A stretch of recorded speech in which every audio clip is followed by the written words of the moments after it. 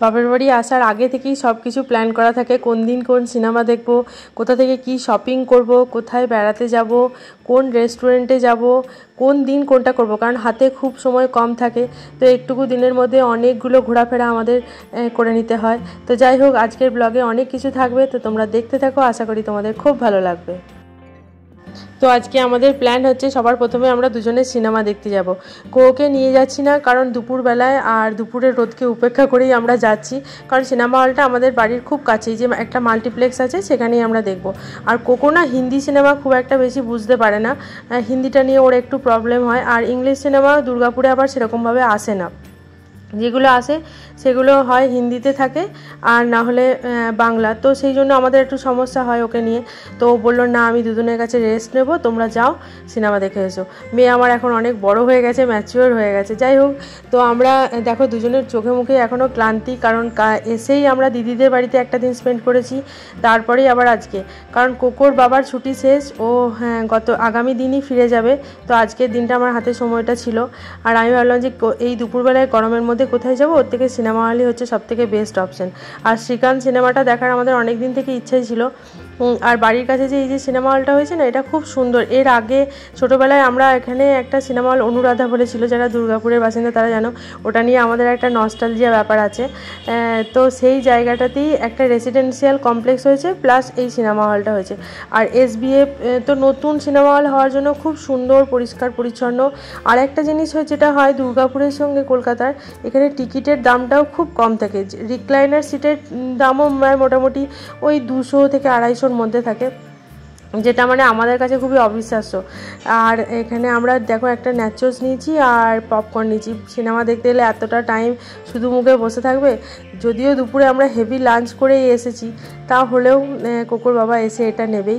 আর যাই হোক, আমরা ওয়েট করছি, দেখো অনেকেই ওয়েট করছিল, তারপর সিনেমা শুরু হয়ে গেছে। সিনেমাটা আমাদের খুব মানে অনেক দিন পর হিন্দি সিনেমা, আবার প্লাস সিনেমা হলে সিনেমা দেখে একটা অন্যরকম ভাইবস থাকে। আর আমরা যেহেতু কোকো আসেনি, তো প্রত্যেকবারই আমরা এটা করি যে আমাদের একটা খেলনার দোকান আছে, মানে যেখানে তাতাইয়ের জন্য আমরা খেলনা কিনতাম। তাতাই এখন দেখতে দেখতে অনেকটা বড় হয়ে গেল। তো কোকোর জন্য কোকোর বাবা বললো চলো একটা কিছু খেলনা নিয়ে যাই, কারণ ও একা আছে বাড়িতে, আর আমাদেরকে পাঠিয়েও দিল। তো সেই জন্য আমরা যাচ্ছি। আর খেলনার দোকানে গিয়ে না মনে হয় সব নিয়ে নিই। আর যদিও কোকোর খেলনা কোকোর থেকে বেশি কোকোর বাবা মাই খেলে, তাই যাই হোক, তাও আমরা খেলনাগুলো দেখছিলাম যে কোনটা কোনটা ওর নেই আর কোনটা কোনটা নেব। আর আমাদেরকে দেখলেই এই দাদা আমাদের খুবই চেনাশোনা, তো আমাদেরকে দেখলেই বলে যে মেয়ে কত বড় হলো, মেয়েকে নিয়ে আসোনি কেন, এইসব কোশ্চেন, মানে চেনা জায়গায় গেলে যেটা হয়। তারপর দুজনে বাজার দেখতে দেখতে চলে এলাম। আর এখানে তো কনভেন্সের খুবই সুবিধা, এই যে টোটো, চারিদিকে দেখো টোটো হয়ে গেছে। যদিও টোটো হয়ে যাওয়াতে রিক্সার ইয়েটা অনেকটা কমে গেছে।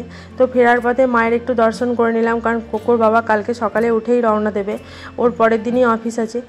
তো ওকে বললাম চলো মায়ের একটু দর্শন করে নাও, এই সময় মন্দিরটা বেশ ফাঁকা ফাঁকাও থাকে। আর মন্দিরে গেলে না সবসময় দেখবে একটা পজিটিভ ভাইবস কাজ করে, এই যেটা আমাদের লাইফে খুব দরকার। এত নেগেটিভিটির মাঝে কোথাও যদি একটু পজিটিভ এনার্জি পাওয়া যায়, সেটা খুব ভালো লাগে। তো সেই সময় আরতি হয়েছিল, আর আরতির সময়টা না মন্দির খুব জমজমাট থাকে। আরতি হয়ে যাওয়ার পর ওইভাবে ওই প্রদীপগুলো রেখে দেওয়া হয়, সেখান থেকে সবাই তাপ নেয়। আর এই দেখো ওকে ঘুম থেকে ওঠানোর আগে কোকোর বাবা বলছে যে ওকে ঘুম থেকে ওঠাবো না, ওর খারাপ লাগবে, চলে যাচ্ছি। কোকো বাচ্চারা ঘুমাচ্ছে এখন। আর কোকোর বাবা রওনা দিল, অনেকটা জার্নি ওকে করতে হবে, কারণ এখন হাইওয়ের অবস্থা যা খারাপ। আর ও ঠিক করেছে যে ও ট্রেনেই যাবে, বন্দে ভারত হয়ে যাওয়ার জন্য অনেকটা সুবিধা হয়েছে। তো কোকো ঘুমাচ্ছিল, এই সুযোগে মায়েরও কয়েকটা জিনিস নেওয়ার ছিল আর আমারও জিনিস নেওয়ার ছিল। তো আমি গেলাম যে আমার ডায়েটের যে জিনিসগুলো থাকে ধরো, ওইগুলো আবার আমি কলকাতা থেকে নিয়ে যাবো, সেই জন্য আর নিয়ে যাইনি। আমি জানি ওখানে গিয়ে ছোটো ছোটো টুকটাক জিনিস একটু কিনতেও ভালো লাগে, বেরোতেও ভালো লাগে, এই বাহানায় বেশ বেরোনোও হয়। দেখো আমার শপিং করা হয়ে গেছে। আর এই নিয়ে যাওয়ার পর না কোকো খুব এক্সাইটেড থাকে যে কী কী জিনিস এসছে, সেগুলো সব ও বের করে করে দেখবে, গুছিয়ে রাখবে, তারপরে সেখান থেকে বলবে এটা নেব ওটা নেব। টুকটাক জিনিস আমি নিয়েছি, যেরকম ধরো পিনাট বাটার, ব্রাউন ব্রেড আর কয়েকটা ক্রসিয়েন্ট নিয়েছি, ও টুকটাক সময় খেতে পারবে। আর একটা লেজের প্যাকেট ও অনেকদিন থেকে বলছিল ওটা নিয়েছি। আর দইটাও 1 কিলো নিয়ে নিয়েছি, কারণ দইটা আমি রেগুলার বেসিসে যখন খাই ছোটো ছোটো প্যাকেট নিলে অসুবিধা হয়। আর মেট্রোর ডেয়ারির যে দইটা না খুব ভালো। এই পিনাট বাটারটা দেখে কোকো বলছে এটা কি পিনাট বাটার? আমি বললাম হ্যাঁ পিনাট বাটার। আবার ও খুব একটা পছন্দ করে না, কিন্তু ডায়েটের জন্য ভীষণ ভালো পিনাট বাটার। তো পিনাট বাটারটা 2-1 দিন ছাড়া ছাড়াই আমি খাই, যদিও আমারও নিজেরও খুব একটা ভালো লাগে না রোজ ডেলি বেসিসে খেতে, কিন্তু ডায়েটের জন্য খেতেই হয়। আর এই দেখো এইটা নিয়ে ওর খুব কনফিউশন ছিল, এটা কি? আমি বললাম এটা রেড হারপিক। বাথরুম পরিষ্কার করার জন্য ব্লু হারপিক মায়ের ছিল, আমি বললাম মা ফ্লোর ক্লিনারের জন্য এই রেডটা নাও, রেড হারপিকটা দেখবে খুব ভালো, মানে খুব ভালো পরিষ্কার হয়। আর এই যে ইয়াকুট নিয়েছি, ইয়াকুটটা ছোটো ছোটো বোতলে থাকে, এটা প্রোবায়োটিক আছে। আর এটা মাঝে মাঝে আমি ওকে দিই, কারণ ইন্টেস্টাইনাল পরিষ্কার করার জন্য এটা খুব ভালো। আর ও খুব পছন্দও করে, ছোটো ছোটো বোতলে থাকে বলে ওর খুব বেশ ভালো লাগে, নিজে নিয়ে ফ্রিজ থেকে ও খায়। তো এখন সব জিনিসগুলো গুছিয়ে রাখবে। তারপরে আমাদের বিকালেও আবার অনেক কিছু প্ল্যান আছে। এখন না ব্লগগুলো এইভাবেই চলবে, 2-3 দিনের ব্লগ আমি একসাথে করে পোস্ট করব, কারণ খুব বেশি দেখো যদি রেকর্ডিং করতে থাকি তাহলে ফ্যামিলি টাইমটাও আমরা এনজয় করতে পারি না। আর সন্ধ্যের সময় কীরকম জমজমাট হয়ে গেছে দেখো। আমরা এখন দিদিরা তাতাইয়ের জন্য ওয়েট করছি, বাবা আমাদেরকে ছেড়ে দিয়ে গেল। তো দিদি আর তাতাই আসেনি, আর বাড়িটা খুব গরমও ছিল, সেজন্য আমি কোকে বললাম চল কোকো ভেতরে দেখ টুকটাক যদি তোর কিছু পছন্দ হয়। ম্যাক্সের মধ্যে খুব সুন্দর সুন্দর টয়েস পাওয়া যায়, সব টয়েসগুলো। আর ও নেওয়ার থেকে বেশি ইন্টারেস্টিং এক্সপ্লোর করা, কী কী আছে সেই জিনিসগুলো দেখার জন্য। তো সিনেমা দেখতে এসে আমরা দেখলাম যে সামনে না একটা খুব সুন্দর প্লে জোন হয়েছে, অনেক বাচ্চাই সেখানে খেলছিল। তো আমার ইচ্ছাই ছিল যে কোকোর বাবাই আইডিয়াটা দিল যে ওদের 2 ভাই বোনকে নিয়ে আসবে, এখানে ওরা খুব খেলতে পারবে, ওদের সাথে সাথে অনেক বাচ্চাও থাকবে। এই দেখো আমাদের একটা বড় বাচ্চা আর একটা ছোট বাচ্চা, দুজনে মিলে এখন খেলা শুরু করেছে। আমার এই জিনিসটাই প্লে জোনের কনসেপ্টটা বেশ ভালো লাগে, কারণ দেখো অনেক বাচ্চাই থাকে বাড়িতে, একা একা থাকে, এখানে এসে অনেক আননোন বাচ্চাও পেয়ে যায় যাদের সঙ্গে ধরো খেলতে পারে। আর একটা হচ্ছে বাবা মা ধরো কোনো কাজে শপিংয়ের কাজে ব্যস্ত থাকে, তখন বাচ্চারা ভীষণ বোর হয়। এই প্লে জোনে রেখে দিলে ওদের নিজস্ব দেখার লোকও থাকে, তারাও করতে পারে, ওদের দেখাশোনা করে, আর অনেক বাচ্চার সঙ্গে ওদের ফ্রেন্ডশিপও হয়ে যায়। তো এই কনসেপ্টটা বেশ সুন্দর হয়েছে।